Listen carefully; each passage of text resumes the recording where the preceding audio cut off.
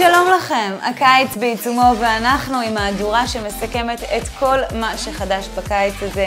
נפתח בידיעה המרכזית, שיחות השלום בינינו לבין הפלסטינים יתחדשו בקרוב. עם הפרטים נמצא איתנו כבר כתבנו רועי ג'ורנו. כן, שלום אדר, את צודקת, שיחות השלום בין רקדני הברקדנס התחילו, אני נמצא כאן במודיעין ומאחוריי אליפות הברקדנס הישראלית. אלפי רקדנים מארץ ומעולם הגיעו לכאן כדי להתחרות בריקוד שכבש את הרחוב, פעלולים, מוזיקה, והכל קורה כאן במודיעין.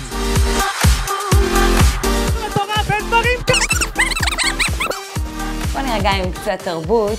אז אומרת ריאנה, הודיעה שתגיע לארץ ממש בקרוב, ממש באוקטובר, וזה ממש סקופ בלעדי שפורסם בכל האתרים.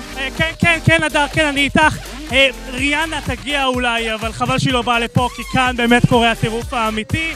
פסטיבל ריקודי הרחוב הגדול ביותר בארץ, והכל קורה כאן במודיעין.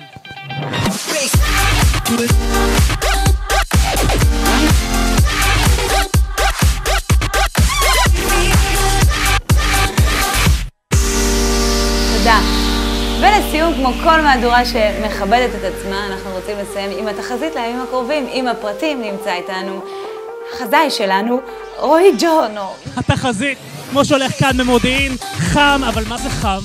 לוהט, שורף, מלא.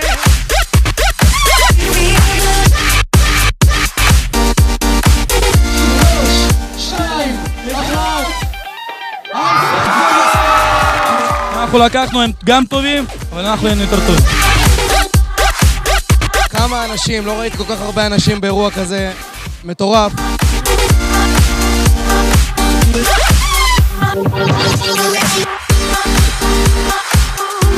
טוב, האמת נשמע מלהיב עם כולם במודיעין, אז אין לי ברירה, אני גם... זה כבר נגמר. אוקיי, אז פשוט אני אעשה את זה פה.